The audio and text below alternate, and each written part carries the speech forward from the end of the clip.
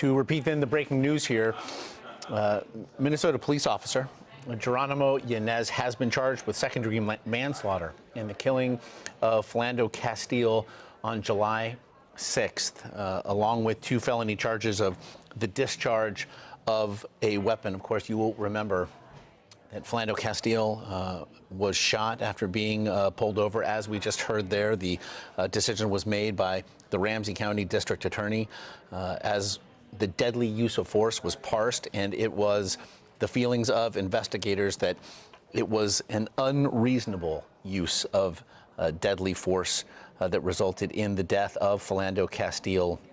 It was also a killing that sparked national outrage and has now taken this step. Our Jamie Yukas is in Minneapolis covering this story. And Jamie, we understand that you, in fact, just spoke with Castile's girlfriend, Diamond Reynolds, who, again, our viewers will recall, began streaming the aftermath of the shooting on Facebook Live just seconds after it had occurred. What did she tell you?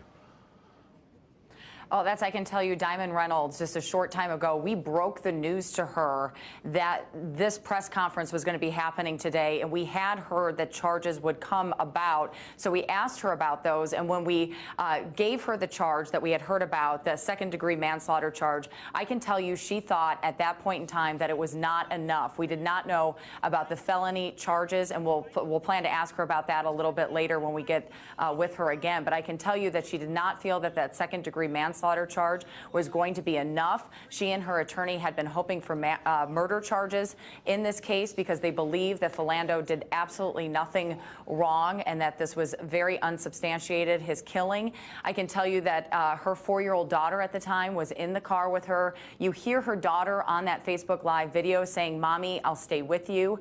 She says that her daughter asks about Philando Castile nearly every single day, wants to know what happened to him, and so she's having to relive this even though it's been 4.5 months.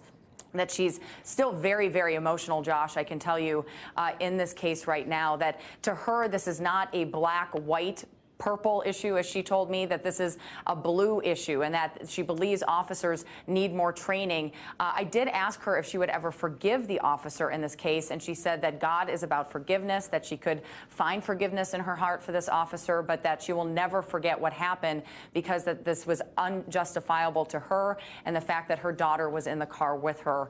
At this point in time, we hope to talk to her again now that the charges have been brought about in this case. We did ask her as well, about a number of the protests that happened around the country.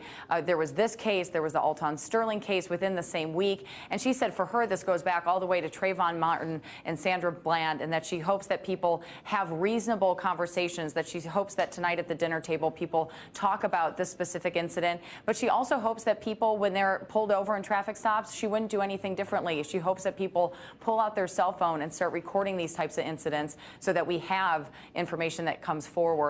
She also really wants that dash cam video released in this case, Josh, and is frustrated that nobody has been able to see it. You heard the prosecutor talk about why that's not happening right now. They'll bring it about in trial, but she hopes that that does come out and that people see what actually led up to the shooting itself. She, of course, started recording that Facebook Live after the last shot was fired. We have heard from Yanez's attorney, who said that the officer, who is Latino, was reacting to the presence of a gun. He said the reason that Yanez had pulled Castile over, in fact, was because he thought there was a possible match of a robbery suspect, in part because of Castile's wide-set nose.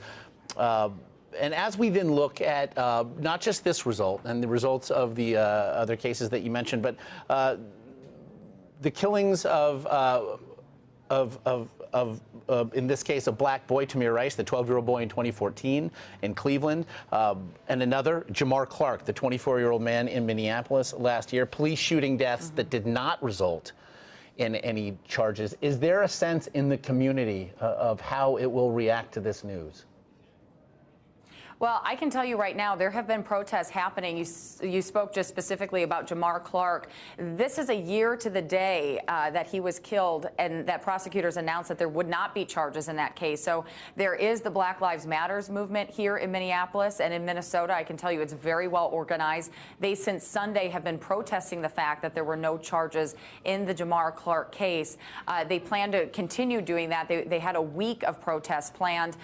There is some concern that this this could impact those protests because Jamar Clark, there were no charges filed against the officer in this case. And now, just a county over from here in St. Paul, they have gone ahead and filed charges. That is what so many people in the Jamar Clark case thought would be reasonable and wanted to see happen and didn't. So they could spark conversation and protests on this side of the river. Of course, Minneapolis-St. Paul divided by the Mississippi River. So there was concern, and I can tell you that prosecutors did wrestle with when they were going to announce these charges in Ramsey County.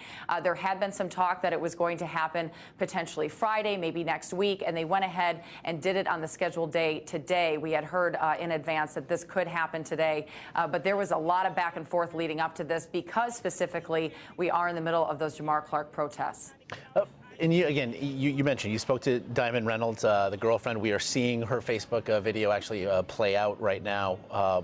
And in speaking to her and finding that she was in fact dissatisfied with the finding, with the charge of second-degree manslaughter, involuntary manslaughter here. She had hoped for a murder charge. Did you have a sense as to whether she is concerned that her reaction might beget a greater one in that community?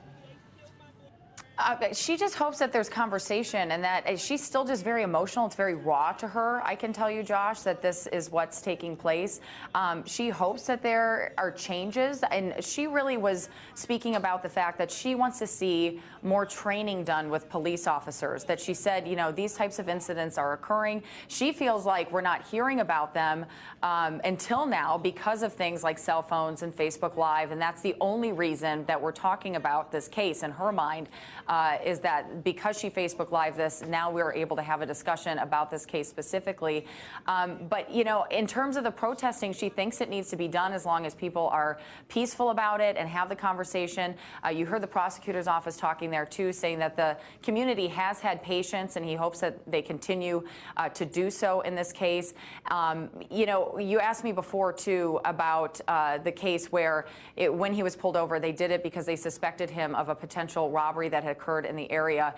She also pointed out that her boyfriend, Philando Castile, had been pulled over 52 times for various traffic violations that never led to any type of criminal charges in any of those cases. So you look at that, and she believes that in this type of community, there is racial profiling.